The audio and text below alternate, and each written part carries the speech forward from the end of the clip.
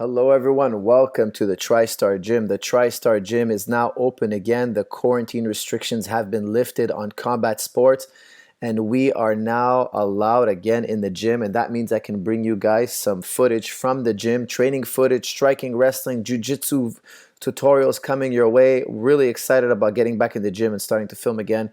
Here's me and my partner. I'm in De La Hiva here. My partner is doing a very good job of not allowing me to control his second leg. You see me trying to find a way to get to his second leg. He's not allowing me. Fantastic job here by my partner Matt, who's a brown belt at TriStar. Very good and intelligent strategy. You know, when you're the top man, never allow the bottom man to control both your legs at any point, because you're going to get swept or get tangled up into a leg lock. Okay, here I established the underhook. I'm gonna fake a single and get a snap down. Now that's a maneuver I like a lot. Let's see that again. Okay, so sometimes when you have an underhook, we're all hungry to jump on that leg. We're all hungry to attack that leg. Sometimes it's just simpler to snap to your partner down. There it is. I fake a single leg. My partner sprawls. As he sprawls, I grab the head, snap him down in a front headlock. Let him carry your weight. Instead of you grabbing his leg and tiring yourself out trying to wrestle him to the ground, it's better to just go for this guillotine. Now you guys can see I'm switching side on the guillotine. This is really important. You can see I have a low elbow guillotine. I have a type of rear naked choke, but I'm doing it from I'm just going to rewind here. I'm doing it from a front headlock. This is a really fantastic choke because it's very hard to get out of. The escapes, the common guillotine escapes don't work here. You could see that my wrist is up really high above his collarbone. Okay, so this is, keep an eye on this hand. He's going to be fighting it off by kind of arm dragging me. I'm going to switch side. When my partner tries to defend one side, I switch it to the other. And here it is. There's that Mataleon grip. The same grip you would use if you had somebody's back and you were doing a rear naked choke. This is a very difficult choke to escape. And it's a choke I can finish standing up. Okay, I don't have to get to guard. Whereas regular guillotines, you have to still jump guard. You have to get him inside your guard before you can finish. It's not easy to finish a standard guillotine standing up. Okay, it's actually quite rare. Here we are, my partner on the top game trying to pass my knee. I'm doing a simple high leg recovery. There's an Imanari roll, a partial Imanari roll to backside 50-50. I lost the knee on the 50-50 and we're going to scramble. Let's see that Imanari roll here again. Again, it was a partial Imanari roll. I didn't get my head all the way through. So here we are, my partner is sitting, letting me sit up here. As I sit up, I flow right away into an Imanari. You can see that my hand here is going to underhook his leg. And now I'm going to spin through. Okay, watch here when I spin through. I'm not going to get my head to the inside. I'm not going to be able to get my head all the way to the other side, which would make it an Imanari roll. Okay, so my head kind of gets stuck against his leg. And because my head gets kind of stuck behind to the side of his leg, I'm not going to be able to go to a full cross. Actually, I'm going to be going to a backside 50-50, which I also love. Okay, this is a beautiful maneuver here. My partner is very wise in taking out his knee. That's exactly what you should do when somebody goes for a leg lock. Escape your knee line. Here we are. We're both controlling one foot. We're both fighting for control here. And I'm going to be able to get up with one of his feet. That's what you want to do when you sweep somebody with a leg lock and you don't feel you can get the leg lock. You have to stand up. You have to grab one of his feet and stand up. Here's a knee cut pass, standard pass in jiu-jitsu. Can't do without it. It's a staple.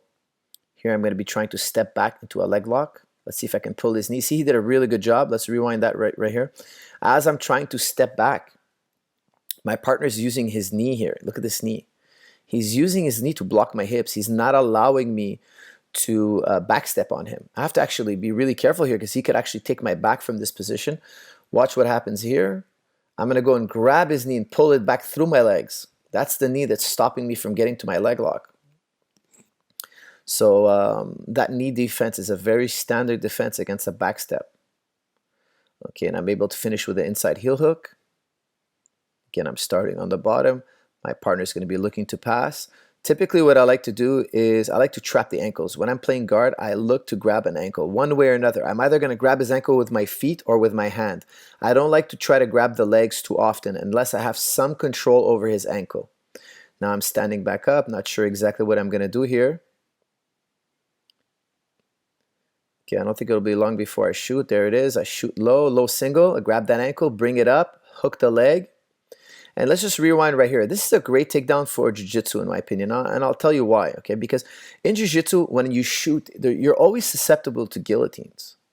So look at what I do here. I'm going to level change. There's my level change. And shooting so low, I'm shooting below the knees, that it's going to be very hard for him to guillotine me here, okay? Especially if you know your guillotine escapes here. It's going to be very hard for him to grab your guillotine. See how low I am? I grab this ankle. My head is pinching the knee. I'm in a low single here. I'm going to trap the ankle, bring it up. There's very little weight. When you shoot below the knee like that, you have a lot of opportunity to stop your partner from putting any weight on you. I'm hiking the leg up. There's the hook. Take my partner down. Here comes the pass here. I'm driving his knees together and establishing side control. Now, usually when I establish side control, I like to dominate the head by stepping my leg over the head, just like this. This is very typical of my game. I feel that here it gives me kind of a breather. My partner, when I have this leg over my partner's head in side control, my partner cannot regard until he removes that leg. Okay, he will not be able to regard or bridge and roll or do anything like that until he removes that leg. And when he tries to remove that leg, typically I'll swim my body underneath his arm and trap his arm to his body like this. And now here he's really stuck. Like it was bad before, this is even worse. And from here, of course, you can float to the back. Here you can pretty much do anything. Okay, you could float to the back. You could set up an arm bar. You can go to katakatami, the arm triangle. I decided to go to the back here. Let's see what my partner Matt's going to do here. He's going to shrimp his hips out. He's doing the right thing. He needs to take out my bottom hook immediately. He's fighting the hands. Doing a good job fighting the hands. And here, you know, when you have your partner his back and you feel like he's just about to get out, this is something I really like to do. Watch what my right hand is doing here. I'm grabbing his tricep and I'm pulling his arm towards me. Okay, I'm pulling his arm towards me. And normally if we had the gi, I can grab inside his sleeve. I would grab this sleeve here and I'd pull this sleeve up in this direction, and that would be called the sleeve drag. But now because I don't have the sleeve, we're in no gi, I'm going to be grabbing his tricep from the top side or from the bottom. Okay, I could have grabbed it any other way. All you got to do is grab that tricep and pull this elbow to your body. Pull this elbow to his body. Pull it in the direction of your body and make sure that elbow is always under control. Okay, that's a good point for you to pull yourself up back on top of your partner, which I'm about to do right here. And now I'm going to be trying to establish either a gift wrap or a katakatami or arm triangle here. Here it is. There's the arm triangle. It's not quite on here. I don't think he's I don't think I'm going to be able to get, no, I don't believe I do get this tap. Now, yesterday I rolled a whole bunch of rounds. I was really excited to be rolling again with all the guys. I rolled so much that I woke up this morning with a, okay, I did catch that choke. I rolled so much yesterday. I woke up this morning in so much pain. You know, I'm the guy who always tells people, don't overdo it, don't overdo it. But yesterday I was just having too much fun, and I woke up this morning with incredible neck pain. My neck was stiff as a rock. Thank goodness I had the Tim Tam power massager. I loosened my neck up and got back in the gym today. So this morning I woke up, guys, in extreme pain.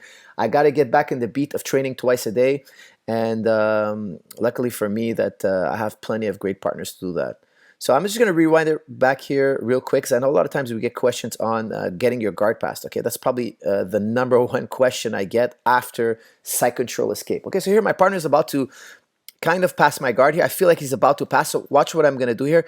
Instead of accepting side control, what I'm going to do is I'm just going to kind of ball up into turtle. Okay, so watch here. I'm going to ball up into turtle. But when I ball up into turtle, the most important thing is keep your knees in your chest and keep your elbows in your hips. Okay, so you can see my knees are in my chest, and I'm going to quickly tuck my elbows in my hips. So number one, knees in the chest. Fantastic. Okay, so you don't want him to put his back hooks.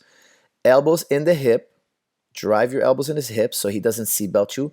And then I kind of have the third point here. My hands, you can't see them, but they're protecting my neck. I don't want him grabbing a guillotine. I don't want him locking a seatbelt. I don't want him putting any hooks. I don't want him going to the truck. So I'm kind of, I call it a sealing the turtle. Okay, you're sealing him out of the turtle. You're really bunched up. You got your knees in your chest. You got your elbows in your hips, and you've got your hands protecting your neck. And from here, I feel very safe. Okay, this is second to my guard. If I can't put you in my guard, I'm gonna turtle up. I don't want to get caught side control bottom. I feel that side control bottom is a lot harder to escape. And from here, I can Granby roll. You know, Granby roll is one of my favorite maneuvers. And here it is. He kind of tried to tip me over. That's the opportunity for me to start Granbying. As soon as he does any attack, I'm just gonna roll and Granby. And Granbying is, in my opinion, one of the most powerful escapes in the game. So I try to set myself up for a Granby. I feel very confident that the Granby is going to be able to counter anything he does. Okay, generally speaking, in my opinion, I would say the Granby is the number one maneuver to defend yourself. It happens all the time in jiu-jitsu. Grabbing is so paramount, it's so important. Here I'm backstepping like I did earlier into a heel hook. I don't feel the heel hook is there.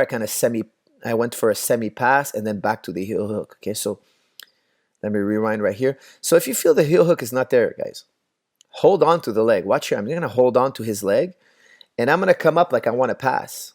What does that do? Usually what happens is my partner's going to want to start to shrimp. And when he shrimps, he let go of his leg lock defense. So I'll just flow right back to the leg lock. Okay, so if he doesn't let me leg lock him, I hang on to the leg and I start coming up like I want to pass. And then all of a sudden they start shrimping away.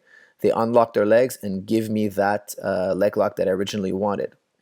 Okay, guys, I hope you enjoyed this video. I hope you picked up a few little details that will help you increase your game in jiu-jitsu. I look forward to doing striking tutorials as well, more rolling narrations.